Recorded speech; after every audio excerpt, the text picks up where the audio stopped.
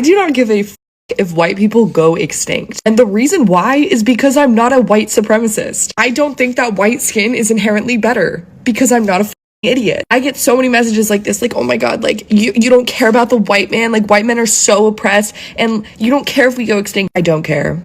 I'm sorry to sour your day with old potty mouth here, but I think it frames this video quite nicely. A fella reached out to me a while ago saying he's a young guy at university, watches my videos amongst many others. Good for him for taking in different views. And he begged the question, what's the problem with becoming a minority in your own country? And I know it might seem obvious, the answer to that, to many of us, but you have to remember, when you're young, hammered by a lot of progressive propaganda, you probably just think, well, they're only a slightly different skin tone, and, you know, everybody likes Premier League football, and why would you be so hateful? You know, the sort of cliches. And there's lots of propaganda in there. But I thought, look, it'll be a good way to explore this fully. Now, I think to return to our friend Little Miss Pottymouth, we can already see an immediate problem with this worldview in that Miss Pottymouth would never, ever in a million years record, do a makeup and release this video to the world talking about black people, talking about Asians, talking about Arabs. This sort of rhetoric is only reserved for European people. And again, you're a supremacist, you know, if you challenge it, of course. Further to that, I think we could say with her as well, she's not really doing this because she believes it deep down and all that. It's because she's conceptualized via the brainwashing of the progressive regime as white as bad, you know, and she's proving her moral worth by pushing against it. But of course, if you were really post-racial, as she makes out to be, you'd reach this state of free consciousness beyond the ethnic layer, which I do think can be reached. Your instinct wouldn't be to say, oh, I'm pro the eradication of whites. I don't care. It would be like seeing, let's say, some parrots, some beautiful parrots in a jungle. And there's a lovely red parrot, you know, with some slight blue markings, and a nice yellow parrot with some green. And then there's a green parrot with a bit of blue and a bit of orange. And you say, I just love parrots. I don't care if the green parrot goes extinct. And all of the other green parrots do as well. I don't care because I'm a good person. You see how absurd it is? You know, you would say, well, hang on a minute, that's just mean. You know, I mean, why can't all the parrots stay? I mean, what's wrong with that? I mean, the green parrot's lovely too. You know, all of the parrots, you know, have their own worth, and that would be the enjoyment of human biodiversity. But of course, this girl is heavily entrenched in progressive ideology while trying to play the role, if you like, as beyond it all. Anyway, I hope the fella who asked me the question and anybody else curious about this will be a touch more open-minded than our friend Little Miss Pottymouth. But it's a big question, this, because I think it's one that could really help us to break down thoroughly once and for all. So I think it's a good question, and one I'm quite eager to answer, because I certainly started in that place. I think maybe many of us did. And we can easily forget in this day and age, a lot of people are just figuring things out along the way. And, you know, it took many of us years, 5 to 10 years, to truly move from the sort of classical liberal position, if you like, to understanding, okay, there is mass propaganda going on and things are getting late in the day. So it may seem obvious to many of us what the problems are, but when you're just starting out, it maybe doesn't, especially, as I say, when you're hammered with the liberal propaganda, you know, the cliches. Just a different skin tone to you. Oh, you hate other cultures, do you? You're fearful and paranoid and hateful and evil and all the other word spells they'll throw at you.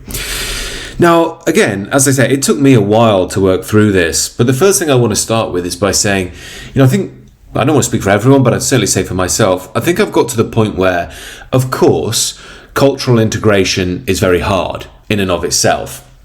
But it's not even really about cultural integration. You know, if you had basically a few 100,000 in 60 million Brits, then yeah, it'd probably be possible. But we don't have that. So already off the bat, integration is kind of out the window. I don't really think it's possible anyway. But even if it was, it's not where we are at the moment. But as I say, I want to go one step deeper than the cultural integration argument. Because what I think this really functions on is the liberal understanding of humans and reality, and what you might refer to as a more traditionalist understanding. And I'll just use that as a moniker for that position in this video, although broadly speaking, you could explain it in other ways.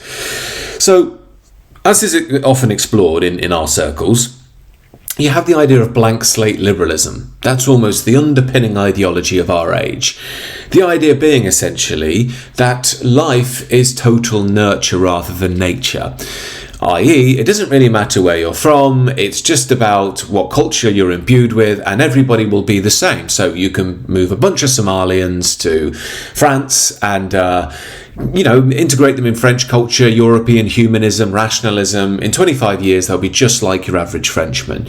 Now, I'm not saying you never get cases where integration's worked quite well for the odd few people, but broadly speaking, I think I reject that premise. I don't believe in blank slatism, and I think this is the very beginning of things to start with. And again, this is where things are very key, because immediately getting off that reservation will get you the tagline of being evil and hateful and all that sort of stuff, as if you view other human beings as inferior to you. That's not the case. That's liberal propaganda. As I've said many times, I'm actually quite a spiritual type. I do believe we're all one in God, but we manifest differently. So spiritually equal, but we manifest differently. So the point is that as soon as you challenge that blank slate idea, you then open up the door to other explanations. And the other explanations is the traditionalist one, that most human beings throughout time, in fact even today outside of the West, hold to. And that will be something more like there are specifics within groups that are innate, that are immutable, and you can't remove them no matter how much cultural propaganda you have or nurture you might implement on the individual in order to try and manage them into a new identity. Again, you can influence them and so on, but the core characteristics of a given people won't fundamentally change, or at least they won't change quickly. Maybe over hundreds of years they might. And yet there are, of course, biological and spiritual elements to this. The biological ones, even just take something obvious like testosterone. We all know, or at least you'll know if you've ever paid any interest in the gym, the difference that high testosterone makes. That's why most of the young men who want to get big and strong, if they don't want to take steroids, which I think is probably wise, they will look at all sorts of lifestyles in order to boost their testosterone. Healthy eating, working out just at the right amount, not too hard because you'll deplete yourself, not enough because you won't spark the testosterone, etc., etc. There's all sorts of things they do. Well, why? Well, because testosterone is going to create a different energy level, and you could arguably say even a different you. We all know what happens when you introduce a woman into a group of high testosterone men. The men will change, they might often start competing and the rest of it. Now, it's quite clear that you could even say different groups exhibit differing testosterone levels. So even on a biological level, you can see how there are going to be different cultural expressions when you apply that out to the mass. Another one that many people speak about is IQ. I wouldn't, to be honest, I haven't read the research thoroughly, but there are many people who believe there are IQ differences between groups. To me, that seems rational. When you look at the state of the world, I think it's probably more rational than some of the leftist explanations of endless oppression and so on. So the point I'm making is there are biological differences between groups, and many people will think that that's just a reality of life. Now, again, the liberal frame would say you only think that because you're full of hate. But again, you can always find the example. I always say, the guy with an England flag tattooed on his head, snarling at the mouth, who hates everyone. I'm sure he's on the front of The Guardian, and we've all seen that guy before. But most people don't think like that. It's just an observation that they've recognised about the world that seems like probably the most rational of the bunch. But even in traditionalist thought, as in actual traditionalist thought, there's an idea, there's a spirit to a group, that they almost imbue a certain energy which is specific to them. Now, again, it's kind of ironic because the liberal world will often acknowledge this when they speak about black folks, for instance. They'll say, they carry this collective trauma as a group. Well, why would they? If we had this purely blank slate materialist view of life. So do you see what I mean? Very often they'll sort of take the bits that they like in order if it suits their argument. And again, we find this again across the board here and there. Again, one people often point out is that it's a faux pas to say there's differences between racial groups, but then the NHS or the BBC will say, there's this problem with black folks, they have sickle cell anemia or whatever, or higher rates of prostate cancer and so on, and expect us not to notice the obvious contradiction there.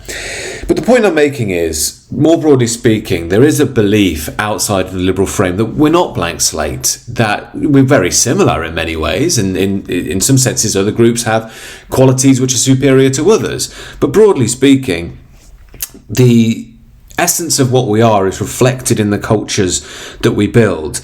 And we can see this all around the world. For instance, let's take an example I like to give is Zen Buddhism in Japan. Now, Buddhism, an Indian origin or Asian origin, you could say as well, religion or way of life. But Zen is a very specific type, which is very much rooted in the idea of letting go. It's almost a very patient, quiet, if you like, form of spirituality where you totally overcome, if you like, the illusion of the self. But we all know that in Japan that's taken on a very specific energy, and there's a certain magic to the Japanese embrace of Zen. Again, it's not Japanese originally, but they've almost made it their own via the temperament of the people therein. And this is, again, a very traditionalist point of view, in that Japanese Zen can only really be Japanese. That's not to say you can't train in Japanese Zen. It's not to say you can't take a great interest in it or admiration. But as a civilization, it's a very specific Japanese force, which really works through them as a people, which I think we see, again, replicated in their social behavior as well. You can say the same with Confucianism in China. And then all the blendings that you get of different cultural forms and so on that creates, the specifics of a given people. I've said before, there's a reason why you have the sort of quiet, sedate Anglican church versus the more expressive, pro-dance versions of Anglican Nigerian spirituality. Again, it's not just random that we express in this way. It's part of, if you like, our ethos as a people coming through into our religious practice, which speaks to the uniqueness of a given civilization and a people over time. Now again, through the lens of modernism, even noting these differences is just hateful because everybody's supposed to be exactly the same. It's a topic for another time, but I think that's a bastardization of the spiritual teaching. We've chased out the spiritual realm in life, which is where you'll find true justice and peace and equality. And instead, because we've got rid of that, we've had to now force it in the material. But the material world is not equal and never has been. So again, it will see these differences as almost hateful, whereas the traditional world, if you like, can see uniqueness as just part of the natural hierarchy of life, even part of sacred order. And this again is why I'm very interested in comparative mythology. It's not because I want to be like, oh, West is best and aren't I great because I'm from the West. That's not it at all. I can recognise, as many people who have interest in these fields do, that many other groups and traditions around the world exceed the West in many areas. You could say, for instance, Vedic philosophy, which is maybe one of the most powerful esoteric philosophies in the world. The Sufi spiritual practice and divine with the mystical is, again, one of the finest in the world. So the point isn't here about saying, oh, I'm better, we're worse. It's not necessarily that. It's more about what runs through your veins? What's the heart of your spirit? What's the core of your civilization? What is the true reality of who and what you are? So again, not so much better, worse, more what's your true nature? And again, I've explored many times on the channel, there are differing versions of that in Europe. The knight probably is the highest meeting of the warrior and the priest, if you like. It's almost the Middle Ages. You get that chivalrous movement, if you will. Now, a lot of that's degenerated since, but if you like, that's almost the highest European. That would be like the noble warrior, well represented in Richard I, one of my ancestors, obviously. But again, I've spoken before about him and Saladin, the great Muslim Saracen. They're both the archetypes in two different traditions of the great initiated warrior, and they respected one another despite being enemies. And again, that's a symbol of respect between the two great men of tradition.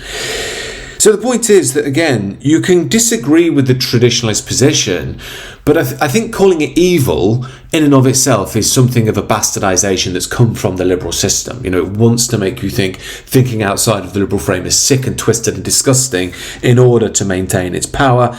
As I always say, it has been used for evil means. Like everything, you can get people who just hate someone else because of the colour of their skin or different tradition. Those people exist, but they're a minority, and they're a degenerated minority as well. So the point that I'm making here is if you recognise traditions and peoples in this way, the problem of becoming a minority is obvious. Your historic culture, your historic people will no longer have space to breathe. They will be overcome by different cultures of the world, and it will create a sort of confused mass in a race to the bottom of materialism, i.e. just getting the resources you can for your own group, which I think is what we're seeing developing. And the only solution we have to that is sort of utopian liberal ideology of, well, everybody just wants to work a job and, be tolerant and loving. It's all very sweet and all. Well, it's sweet in one part. I think behind that's quite a lot of dark personalities, but that's a different topic. The point is, that's not really going to sustain a civilization. It's very flimsy, very weak when you think about the deep instincts that people have towards their traditions and the meaning they're in. So again, I think this is the basis of why I think becoming a minority in your own country is bad. But the second point is, and this is what makes things that bit worse and quite significantly worse, is that when you understand human groups and how they actually act in the world, what you tend to find is they work for their own ends. One example of this that liberals will often give as to why multiculturalism is so wonderful is Singapore. They'll say, oh yeah, but it's all this wonderful place where everyone comes from different parts of the world. But it's not really been like that. It was ruled by the British and then held together by the leader Lee Kuan Yew, who's a bit of a legend, if you like, in terms of leading a modern country. And he famously said, in multiracial societies, you don't vote in accordance with your economic interests and social interests, you vote in accordance with race and religion. And I think that Lee Kuan Yew is completely correct when he makes that statement. Now again, if anybody knows about multicultural and multiracial societies, it's this guy. And this is something we're seeing developing across Europe at the moment anyway. If there's a Muslim candidate, the reality is that the vast majority of Muslims are going to vote for that person. You saw it in America with Obama. Something like 97% of black folks voted for Obama. And the only kickback the liberal system has to that is, well, you're so oppressive, they have to vote, in their own interests. But when the majority disappears, everyone will just be one mass of humanity and none of this will matter, which is a massive presumption. The reality is that people are going to stick with their racial and religious and cultural biases, and we're already seeing this, of course, in the UK. You get the same thing across the board. But what makes things worse is that the Europeans, broadly speaking, are still completely trapped in this liberal utopia.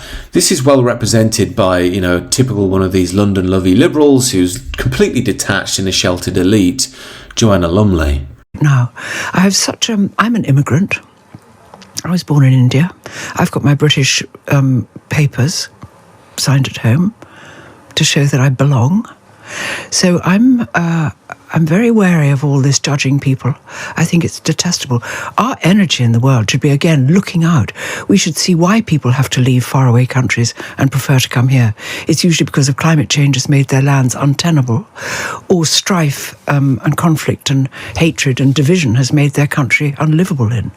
And so why don't we all in this world try to make these colossal areas of the world safe to live in again, pleasant to live in? Why don't we have reverse osmosis and use desalination plants to water the desert so plants can grow, so trees can grow, so places can turn back to the forests they once were?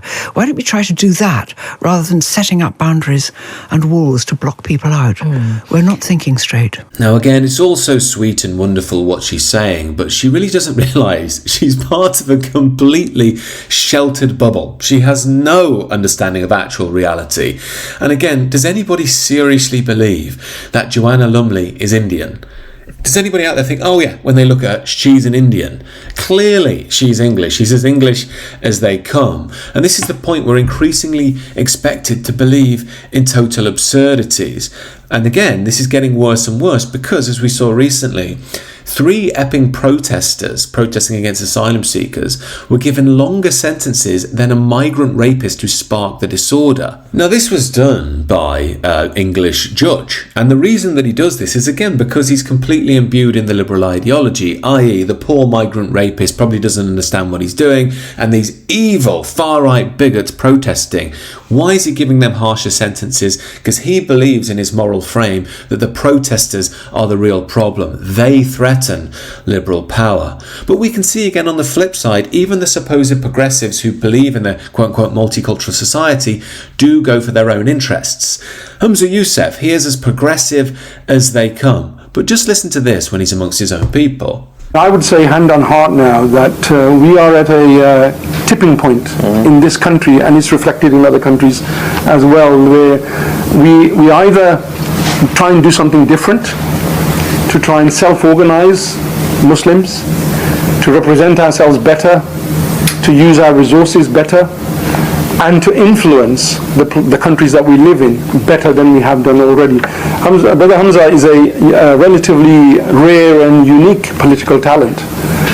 Actually, we need many more people like him at the top of government, in every government, in this country, across the 4 nations, and in other governments, that can influence, sit at the top table and make a difference on behalf of the Muslims. So in essence, my point is, not only have we got the fundamentals wrong with regards to how human beings function, we're also walking into a massive trap. Essentially, we have this blend of naive utopian progressive ideology, which is, again, some people are just genuinely naive, some of them are dark triad personalities behind it who just want their own power or are resentful, and many groups that are happy to use the multicultural system to gain cultural and political power, such as Humza Yousaf, but as soon as they get a critical mass will basically just start to do things their own way. So again, the point is, it's not just that we're going to become a minority, which is bad enough in and of itself. We could potentially become a subjugated one at that, one that's blamed for all of the evils of the world, because that's the rhetoric the liberal system has pumped out, and again gives different groups a proviso as to why we should be subjugated. Now again, I understand that this can seem quite out there if it's the first time you've come across it, and I'm not saying any of this because I hate other people or hate other groups. I have a great interest in other groups and people. The reality is, I'm saying this because I think it's fundamental in the nature of what human beings are. And what I would like to see is having a return to sacred order. That doesn't mean hating other people or harming other people. What it means is, if you know who you are in your tradition, you can build a harmonious civilization that can go on for the long run. And that doesn't mean you have to go to war with other traditions and civilizations. Ideally, you live in a harmony where you understand one another. You can have cultural, economic exchange, and also mutual respect, even small levels of immigration if it doesn't affect the mass of the country. So again, the point is, here at the moment, we are locked in a battle which is really eradicating our tradition, which is the very soul of what we are, and creating what could be a very dangerous future. The only kickback against that from the liberal system is just believe in utopian liberal ideology, the idea of the blank slate human, and this idea of endless capitalist materialism. If we just keep chasing our economic goals, eventually, I guess, we'll hit, I don't know, peak neoliberalism and everything will be perfect. It just doesn't seem to be well thought out. We're just stuck essentially in a rat race right now, going down and down and down. It's worth remembering as well that mass immigration itself was forced by the whims of the market and the capitalist class at the very top. So again, I hope this outlines some of my opposition to the state of the modern world and how I think we can very much build a better world in the future. As always, if you are interested in these themes, do consider joining the Substack. Got a sister channel on spiritual and personal transformation, down below. And do consider subscribing to the channel if you're new.